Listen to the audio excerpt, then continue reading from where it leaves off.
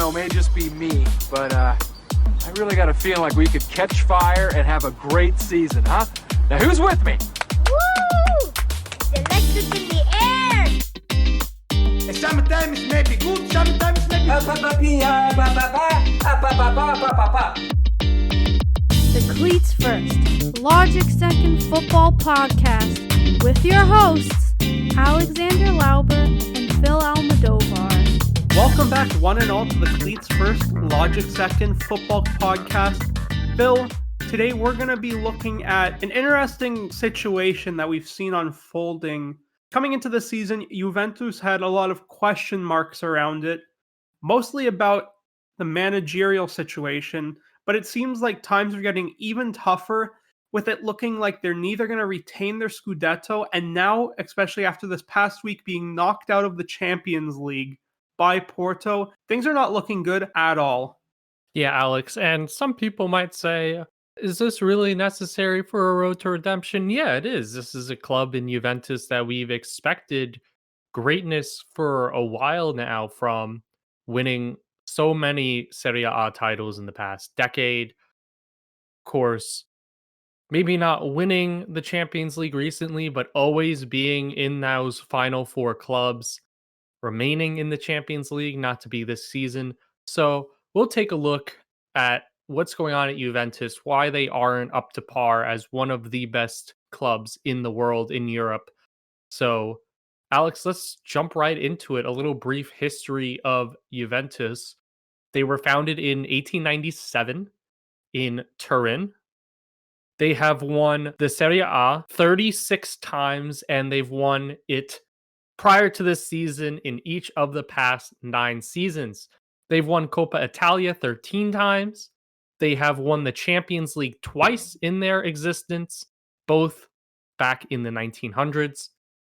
They have won the Europa League 3 times and have won Serie B once due to, of course, for those of you who don't know, the Calciopoli scandal, which was a match-fixing scandal that sent Juventus down to the Italian second division. In terms of ownership, now going into the first segment here, as we go into the owners, the managers, and the players, ownership, Alex, really hasn't been much of an issue with Juventus. Juventus is owned by Andrea Agnelli and his family, who is the third richest owner in world football. Of course, a net worth of 13.5 billion US dollars.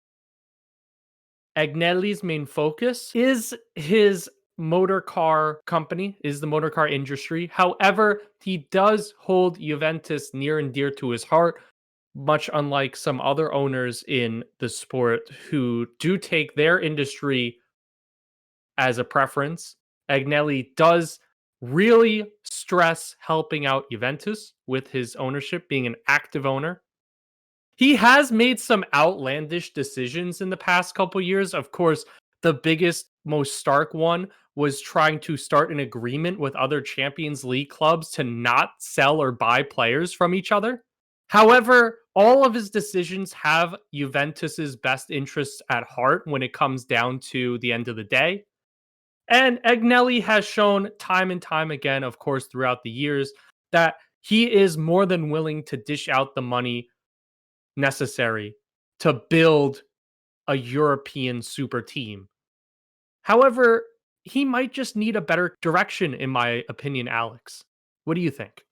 Yeah, it's definitely interesting. Like you said, Juve consistently has been a superpower. Aside from the Calciopoli scandal, you know, they've been top of, if not one of the top teams in Serie A.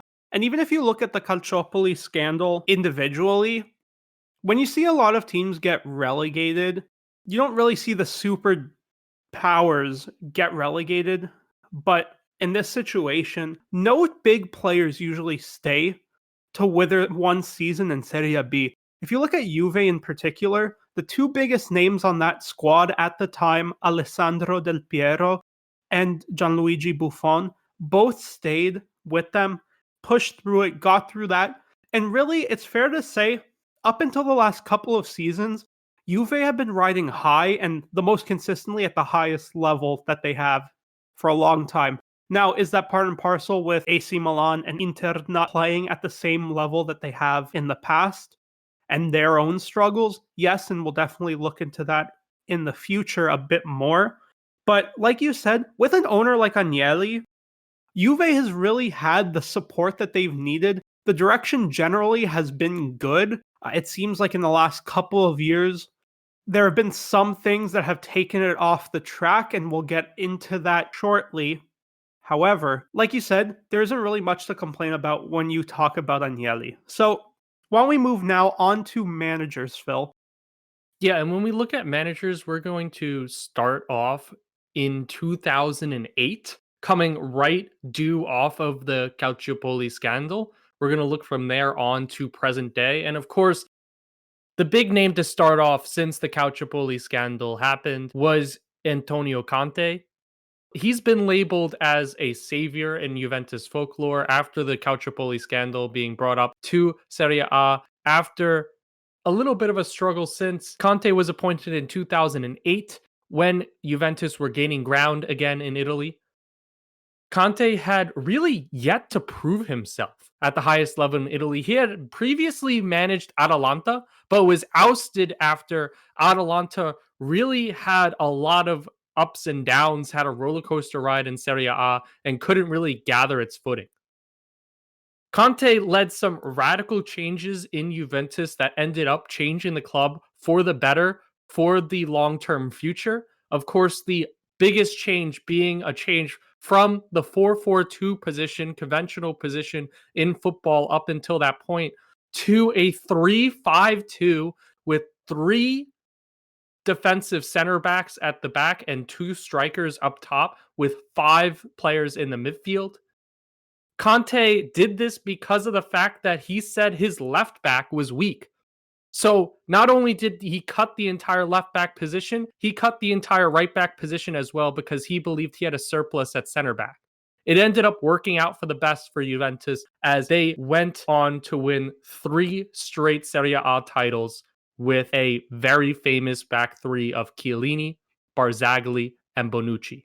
So yeah, like you said, a really big adaptation. Obviously, as we all know, when it comes to Italian football, there was rarely a better three-back pairing that could play both at the club level as well as the international level, even though they weren't that successful in that time period. Nonetheless, Barzagli, Bonucci, and Chiellini, we know how crucial that trio was, and that's really, Conte was successful in helping to find those three strengths and find them working together. And like you said, moving away from the left back and right back positions that weren't as strong for Juve, but focusing on keeping that defense strong with those three and then building the attack in midfield from there. If we follow on then, Phil, following Conte, we can look to his successor in Massimiliano Allegri. Allegri, Alex, really championed Conte's style. Conte left in 2014. It was a stark absence. He left out of seemingly nowhere to eventually become the next manager of Chelsea. And Allegri assumed the position as a much different personality. Now, Allegri had a very similar philosophy in terms of tactics to Conte. He pioneered once again, or he continued Juventus's back three. However, Allegri really got the best out of his players. He was deemed to be a player's coach, focusing on improving the individuals, which he felt would eventually improve the whole. He also had a really good relationship with Andrea Agnelli, and both worked really well together to build a Juventus super team. He went on to win 5 straight Scudettos and go to 2 straight UCL final appearances. He did not win the Champions League, but he made it to the finals twice. With what Juventus had, Agnelli wanted it all. He wanted Allegri to be the one to win the Champions League for Juventus in the 21st century finally. However, Allegri was not able to do that in enough time. After 2019, losing to Ajax in the UCL knockout stages, that was the end for Allegri. He was sacked by Agnelli after that match. We'll talk about direction and the direction of Juve after we talk about the following two managers, because it seems like the direction of the club really faltered in Allegri's last season. We'll touch upon that shortly. Allegri's successor was that of it was surprising. No one really expected this move. After an unsuccessful season in the Premier League with Chelsea, 61-year-old Maurizio Sarri joined Juve on a 3-year deal. Now, a little bit of background on Sarri. Sarri got into coaching at an older age. He coached 16 sides in lower divisions before finally reaching Serie A as manager of Empoli in 2014. After that, we know he went on to coach Napoli for a few seasons before making the jump to the Premier League. Now, his stint at Chelsea clearly didn't go that well, being that he was only there for a year. Really disappointed. But Sarri, like I said, surprisingly brought into Juve. With the team he had, Sarri, it was hard not to do as well as he did. He won the Serie A and was the oldest oldest manager to do so at the age of 61, but got knocked out of the UCL in the last 16 by Lyon. Now, if you look to Juve's 9th Scudetto, the one thing that was different than the prior 8 they had pretty much won handily. This one went down to the wire, and Juve only beat Inter to the title by 1 point. And then they proceeded to, from there, also lose to Napoli in the Coppa Italia final. So, after one big letdown of a season, Sarri was sacked, but still sits on the payroll unless he finds another gig in the meantime. So, Phil, what do you think about Sarri's time at Juve? I think Maurizio Sarri is a great indicator of how Juventus views what success is for their club, what Agnelli views as success and as failure. Sarri had a great team put together. However, that club only won Serie A by 1 point, did not win the Champions League, didn't even get close, did not win Coppa Italia. That's a failure for Agnelli. That's failure. With the club that Agnelli puts out his money, that insane amount of money to make, to build, he doesn't just want to win Serie A by a point. He wants to, at the very least, challenge for a Champions League title. He wants to win Coppa Italia.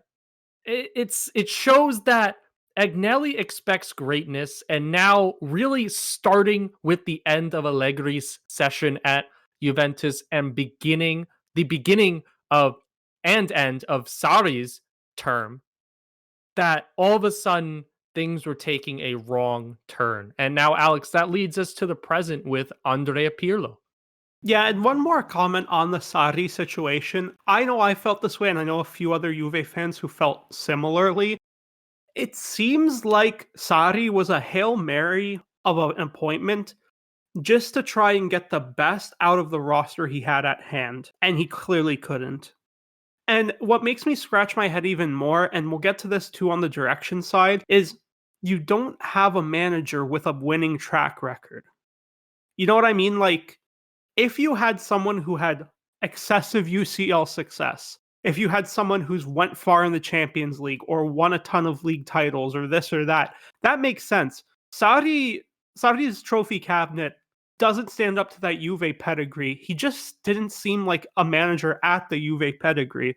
And it's really, it's still confusing to me why they went this direction. But when you speak about that, another appointment that came out of the blue was Andrea Pirlo this past season. So for those of you who don't know, Andrea Pirlo in July of 2020 was named the manager of Juve's U23 side, which plays in Serie C.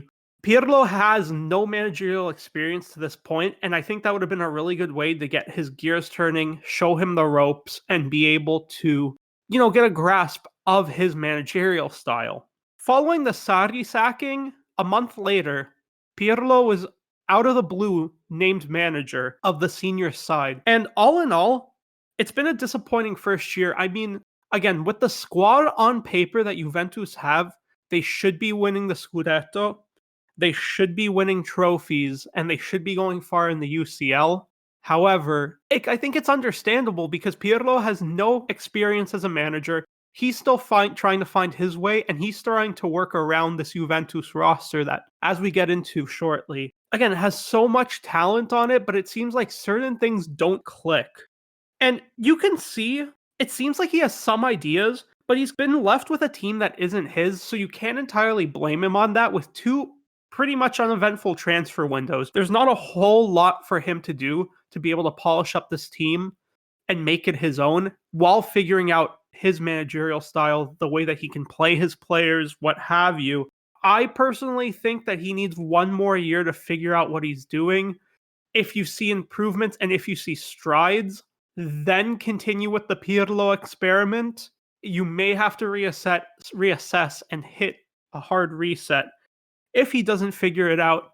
And again, like I said, whether that comes down to formation, we saw a 3-5-2 from Pirlo this year, but we've also seen a 4-4-2, and that seems to be what he's leaning towards towards the end of the season, playing with the 4-4-2, and obviously one of the strikers will sit back as sort of this second striker, number 10 situation that acts as more of a support to the number 9. But again, we'll get into that with the roster. So Phil, how do you feel about Pirlo's first season as manager of Juve? Do you think that the blame can be entirely thrown on him? Do you think it's the situation, the fact that it's his first season managing? Where would you point the finger and say that the main fault is? I wouldn't say the main fault is on Pirlo. I mean, he was thrusted into a situation that wasn't exactly, especially for Juventus's point of view, wasn't exactly ideal.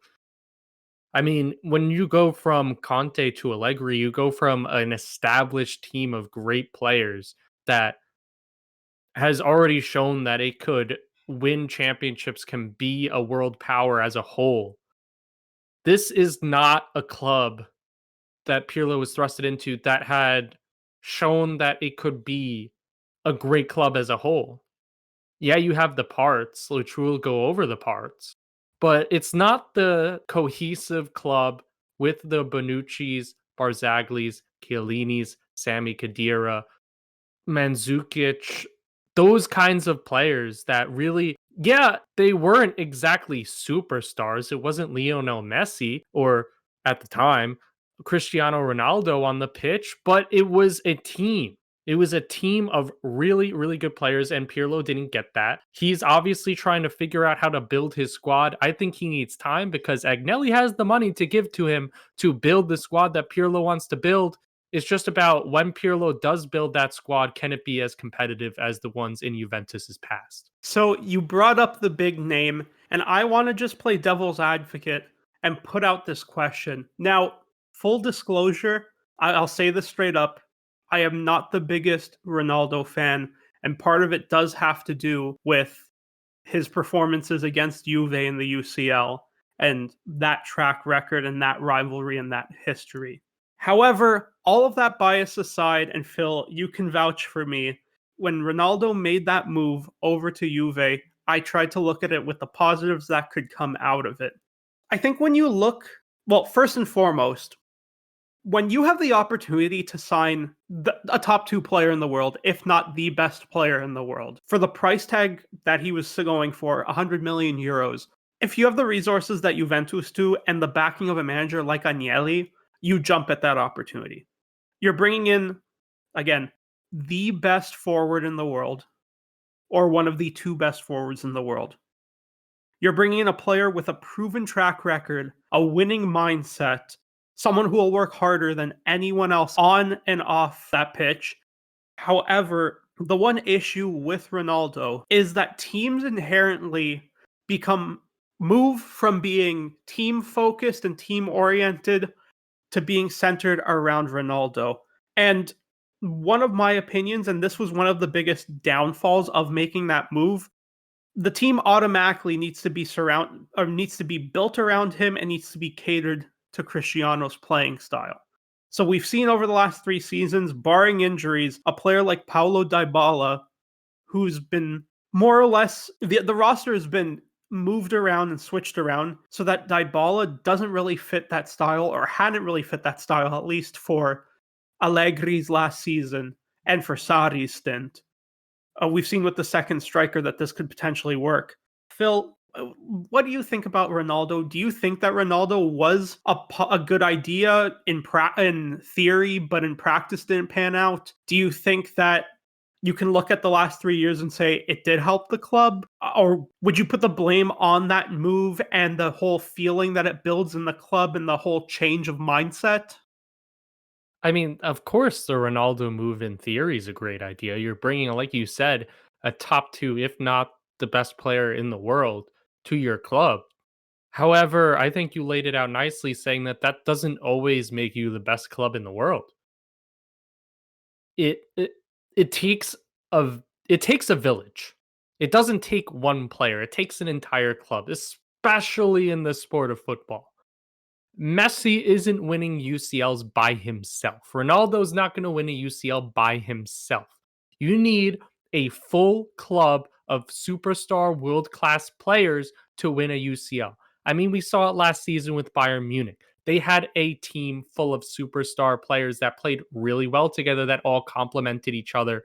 Juventus doesn't have that right now. Ronaldo isn't the player, it seems like, to center on with the current pieces that Juventus has. I mean, is Juventus even built under Pirlo's regime, under the regimes before that, to really have that kind of world-class superstar centerpiece? Or is it more of a supporting cast working together that really gets themselves playing as a unit higher than the actual individual? I don't know. I don't know. But what we've seen from Ronaldo, what we've seen from this club is when the whole thing of building the club, of centering the whole entire operation around Ronaldo does not work, the team does not win. When Ronaldo gets the ball and Ronaldo scores and Ronaldo plays well because the other teams played the ball to Ronaldo, the team wins. It's not a system that's going to work in the long term. It's not a system that's going to. It could win you the league. It could win you the Scudetto. It can, but it's not going to be a system that wins you the UCL, which is going to be why we could talk about it, Alex. Too, is a move away from Ronaldo imminent? Well, I mean, I guess we'll have to see. There have been we won't look too much into speculation, but there have been conflicting reports. It's been rumored Ronaldo's contract does expire in 2022, so a year and change down the line. There's been talks that he'll be shopped around this summer, and whether that be a 35 million euro price tag, which has been rumored, whether that be letting him walk on a free just to get the wages off of the bill because teams won't necessarily be able to afford that salary. I think it might be time, and we'll get to that with the players, which will be the next step. I think it might be the right time to sever those ties and to move on from Cristiano. Like we said, the last 3 years, and that experiment hasn't really worked out on the pitch. Financially, if you look at it and you say, okay, Juve spent 100 million euros, and yes, Cristiano is 36, so his value is inherently going to go down going into your later 30s. But that being said, if you look at it from a purely financial standpoint, Juve, I believe, in the first month or two after signing Cristiano, more than surpassed revenues of 100 million euros in shirt sales alone.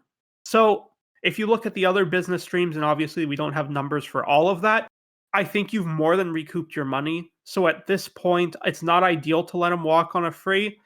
But if it's the opportunity to free up that wage bill and make moves for some other players, and as we know, Juventus is clinical at bringing in players on a free and making moves for players like that. So if they can move him off the wage bill and then use that money to purchase a couple big players, to make moves for these big name free agents that they've been able to draw in the past, I think it might just be time to move on from Cristiano and let Pirlo develop a new squad of his own and in his own vision. Phil, where do you stand on this? Should Cristiano stay? Should he go?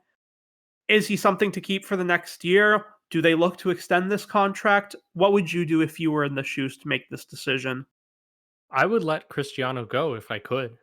I mean, he's 36, past his prime. This isn't a club at the time where it's good to be, like I said, centering your entire club around the 36-year-old Cristiano Ronaldo. I think Pirlo needs to give it a different look. Say, okay, without Ronaldo, here's the team that I have. Let's look at it. Let's take a look of who I really think could compete, could be a quality piece. And then from there, go to Agnelli and say, okay, here's what I have.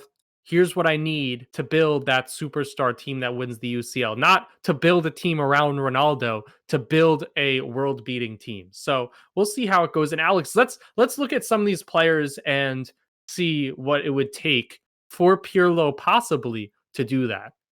Yeah, so jumping straight into it, let's look at the goalkeeper situation. 3 goalkeepers currently on the squad, on the first team squad, that is. Wojciech Szczesny, 30 years old. He's under contract until 2024. We have Gianluigi Buffon, 43, on contract until the end of the season. And Carlo Pisoglio, 30 as well, on the contract or on the books till the end of 2021. Now, if you look at that goalkeeper situation, Pinsoglio has been at Juve for the entire career. He was a youth academy prospect. He's always been a depth piece, has minimal starts to his name over his career. I personally think it might be time to let him walk. Gianluigi Buffon, for 43, we know that he's one of the best goalkeepers of all time. I don't know, Phil, where do you stand on Buffon? Do you think that they keep him at least as a depth goalkeeper who can still put in big performances? Do you let him play until he decides it's time to retire? Or because, I mean, Buffon has said it, and you don't like to look at that season, but he left to PSG because he wanted to chase a Champions League, wasn't successful, and came back to Juve. Do you let him ride the pine as a second or third choice goalkeeper who can put in the performances? Or is it time to say, I think it might be time to walk, or call it quits? I mean, that's up to Buffon. I mean, if he wants to, whenever he wants to call it a career, until then, I would definitely keep him at Juventus and maybe say, hey, you're going to be second or third down the line. But as long as you want to stay here, as long as you want to be on this club in the off chance that Pirlo is able to build a UCL winning team, yeah, that you can. I think it's obviously time for a shakeup at the goalkeeper position for Juventus. I mean, if we look at the players out on loan right now, Matteo Perin, Stefano Gori, like both of those players aren't breaking into this top 2 at the very least right now of Wojciech Szczesny and Gianluigi Buffon at goalkeeper. And even those for me aren't enough. I think you, as Pirlo, you need a world-class keeper at the back, a player like the Buffon that Juventus had in his heyday. So, and I think, Alex, I don't know if you want to make some recommendations here on the spot, but I think you need to be all in for Gianluigi Donnarumma when it becomes time to bring in that world-class player at goalkeeper to add. Yeah, I agree. I think that Wojciech Szczesny is a great goalkeeper. However, I think there's a difference. I think he's a great depth piece, and like you said, he could be a great number 2. However, I don't think that he's world-class, or he'll ever, he's already 30. He's not going to approach that thing of world-class. When you have the chance to get the best, and I've harped on this before, when you potentially have the chance to get the best goalkeeper in Italy, let alone one of the top goalkeepers in all of Europe, on a free contract, if he does walk from Milan this upcoming offseason and explores free agency, I think you have to look at the next big Gianluigi and try and bring him into Juve. I do agree. I think Szczesny would be a phenomenal number 2, and if he's up to that, definitely look to explore that. I don't think necessarily, if you're talking about you'd have to go out and spend money for a keeper, I don't know if this is one of the first positions I'd say go and splash a ton of cash on if he resigns with, or if Donnarumma resigns with Milan. There's talks that Ragnola, his agent, wants to add in a buyout clause. And my inkling is, I think he's waiting out to see if Milan returns to the Champions League. If they do return to the Champions League, this is my gut feeling. There's no rumors about this, but if I had to guess, I would guess that his contract would have a buyout clause if Milan don't qualify for Champions League, because he's a goalkeeper who needs to be competing for Champions League.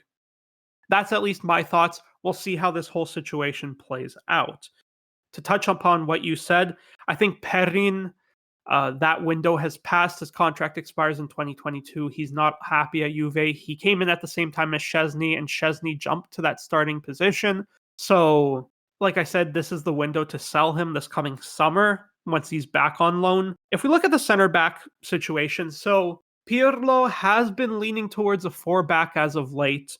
Matthias de Ligt, Merrill Demiral, Leo Bonucci, Giorgio Chiellini, Radu Dragusin, who's a young academy kid. He was just called up to, or he received his first caps in the senior squad, but he splits time and spends the majority of his time down with the U23s.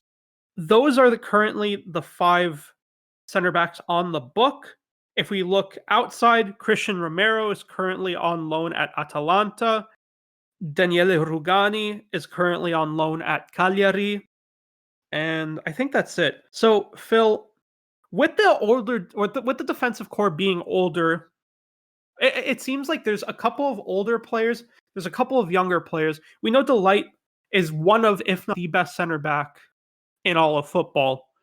Demiral has shown some good potential, and then Chiellini and Bonucci are on coming towards the end of their careers. Chiellini 36, Bonucci 33. Is it time for them to start shopping around for another center back? I don't think so yet, Alex. I don't think center back is the immediate issue here. I think Juventus still has great center backs. Like you said, Matthias de Ligt is one of the best, if not the best center back in football, in world football. He's still playing great football despite Juventus's iffy form. And yeah, whether or not Demiral ends up panning out, who knows?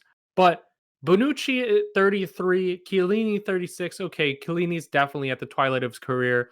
Bonucci definitely still, even at 33, does have a couple of good years left in him. I don't think center back is really an immediate issue for Juventus. But Alex, if we look to the next position at fullback, I think there is a stark need there. So yeah, if we look at the left side, Alexandro, who's been at Juve for a couple of seasons, he's 30 years old, 2 years left on his contract. And Gianluca Frabotta, another younger player, making his first senior appearances this season. And he hasn't looked terrible. He hasn't been the best player on the pitch. He hasn't been standout, but he hasn't been bad. And then if we stay on that left side for now, if we look out on loan, Luca Pellegrini is out on loan. He's been playing for Genoa at left mid. However, he can also play the left back position. Phil, at least where I stand, I do think it's time to upgrade that position, but I would be intrigued to see how Pellegrini could adjust and could come back into that situation. And, if he could put in performances and even rise to that starter down the line. How do you feel about that? Yeah, I think Pellegrini could definitely fill the void at left back. We'll see what happens. But in terms of a right back on the right side of the pitch, I think this is where you need to spend a little bit of that money. Danilo is definitely not the answer. Cuadrado is a decent depth piece. He's 32. He's starting to get up there. I think at right back, Juventus definitely needs to splash some money on a quality player that, if Pirlo wants to keep on going with that back four, could complement the likes of Matthias de Ligt, Bonucci, and if they start Pellegrini, if he's the answer at left back, then that left side of the pitch to really have that cohesive back line that Juventus is known for having. And you got to spend the money at this point to get back there. I think right back is the position that you need to spend the money on. We'll see what Juventus ends up doing. Yeah, I agree with that. If you look players out on loan, Mattia De Sciglio, we know he's played both left back and right back. A decent depth piece, but obviously not the long-term solution as the starter. I agree with you. If we look at Danilo, it's really interesting. He's been playing in the midfield too. We've seen Cuadrado starting at right back and Danilo at center defensive mid. This is something else I question. I still look back at that transfer, the swap for Danilo and Cash for João Cancelo, a really, really questionable move. You had a top-class right back on your books. You had a phenomenal player in Cancelo who had a prove-it season and then was sold for a huge profit. That move, it still makes zero sense to me why they would pursue that. But nonetheless, like you said, you need to splash on a right back. For the time being, I think that one of the two, whether it's Cuadrado or Danilo, could be a decent depth piece or depth option. It's probably going to be Danilo has more terms on his more term left on his contract. If you look to sell Cuadrado, that he has 1 year left after this season, that might be the way to go. Now, if we look at Juve's central midfield situation, the way that they've been playing it, they've been playing, like I said, a 4 across the midfield. If we look at the central midfielders, Arthur, Rodrigo Bentancur, Adrian Rabiot, Weston McKennie, and Aaron Ramsey. If you look at that midfield and you break it down, Arthur, still 24 years old. We saw phenomenal football from him at Barcelona. I think he has a bright future, and I think that he's a key piece to this Juventus midfield moving forward. The same can be said for Bentancur. Very young, has shown so much potential as well. Weston McKennie coming in this past season, and we've actually seen him play on the right side of the 4, and he's looked phenomenal. Another top prospect. That transfer was made permanent in the coming window, and I believe he was signed to a 4-year contract. So as far as the right midfield position is concerned, I think you have a phenomenal prospect for the future there in McKennie. If I look at the other two options, Rabiot and Ramsey, I think both of those players are very good accessory pieces to a world-class midfielder and can help to be great midfielders in their own right. But if I look at the two options, Ramsey's 30, Rabiot's 25. Ramsey was brought in on a free from Arsenal, currently valued at about 20 million euros. His value at the time of the transfer was 40 million euros. I think he's the expendable one of the bunch. And if I look at that position, I think you do need to bring a defensive-minded or defensive midfielder into that equation. Someone to help support, so help the back line, but who can also help in transition play. Phil, how do you feel about their central midfield? Alex, I think, like you said, they have the pieces there to build around and make that a class midfield. I mean, we saw, like we've said before, with the likes of Sami Khedira and others, that incredible Juventus midfield when they were an absolute machine. Trying to build that back up, I think Arthur really steps into that role nicely, that centerpiece of that midfield. I think, like you said, Alex, Weston McKennie really also is an up and coming player with the potential to have that star factor on the right hand side. Maybe not a world class player, but a player that gets the job done and plays his role very nicely. Do you need to add an extra piece in that midfield? Yeah, I think so. Maybe the need isn't as big as the need at right back, at full back, but it's definitely there. And if Juventus could, during the next transfer window, along with adding a fullback to their roster, adding a central midfielder, a defensive minded central midfielder that would really complement what they have going on already, that would be big. That would be a big transition, a big move from good to great. So if we look at the left and right midfield situation, we've seen a lot of these players come into multiple uses. So on the right side, we've seen Dejan Kulusevski come in last season, I believe was his first year, or this season actually was his first season playing along with Juventus. And while he's played both on the right as well as a second striker, Kulusevski's shown that he's going to be a phenomenal centerpiece for the future at only 20 years old. Kulusevski, whether as a second striker or as a right winger / right midfielder, I think will be a phenomenal piece. Now on the left side, we've seen Federico Chiesa come in on his 2-year loan to Juventus, and he has been simply phenomenal. Another player, he's still figuring it out as well at the age of 23, but if we look at that game that Juve got knocked out of the Champions League against Porto, Chiesa put on an absolute clinic. I think the left side of that midfield has a phenomenally bright future in Chiesa. And then if we look, the one name that does strike out of that left of those wingers, right and left side midfielders, would be Federico Bernardeschi. When I look at Bernardeschi, I think he's a good depth piece. I think he's a good player. Do I think you'd have to obviously get rid of him? I think no, he is, like I said, a good rotation piece, whether it be on the left or on the right. He can play around. He's also played as a center forward, so could potentially strike into that or slot into that second striker position. I don't think that you get rid of him. Phil, what do you think about the left and right side of the midfield? What do you think about Juve's current options, and do you think that something needs to be addressed there?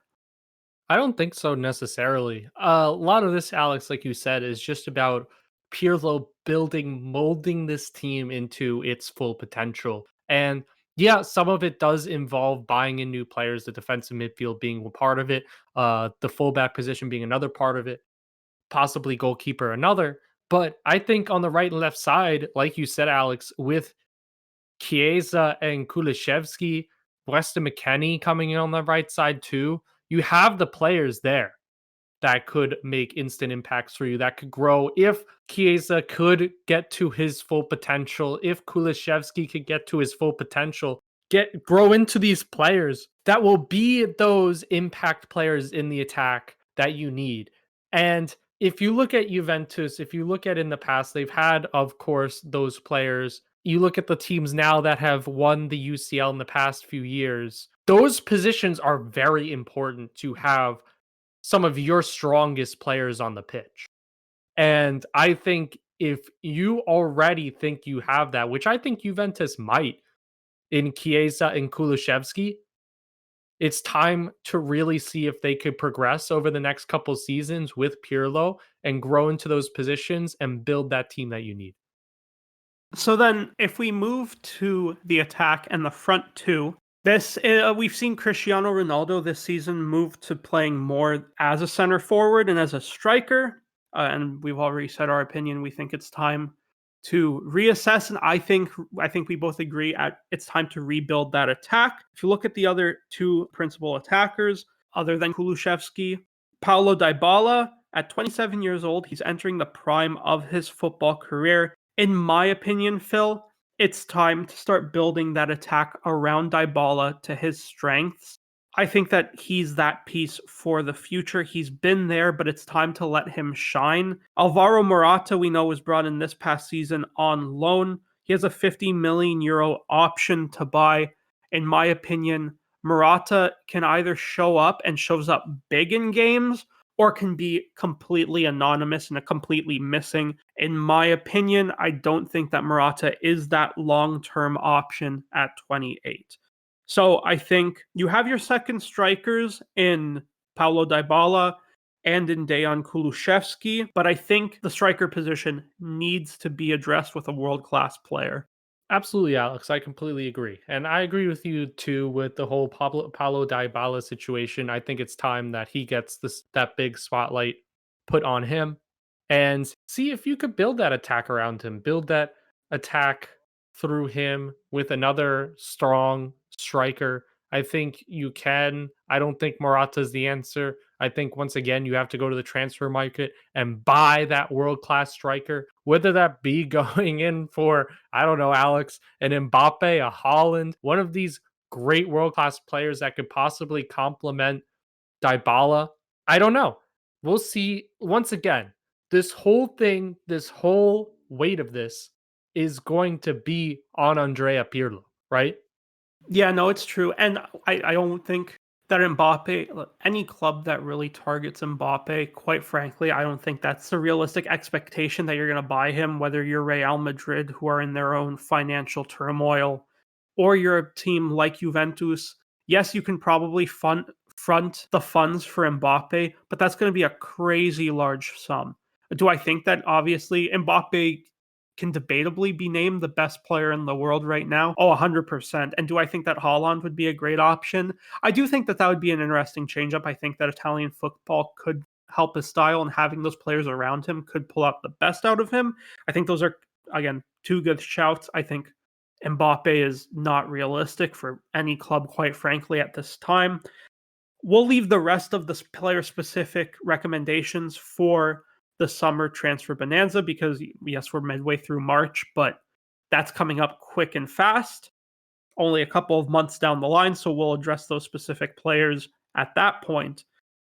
However, just to wrap this up, let's look at the players quickly on loan. We mentioned several of them, and just basically I'll name a player, I'll say if I think he's a long-term option, and then I'll pass it over to you, Phil, and you just say yes or no.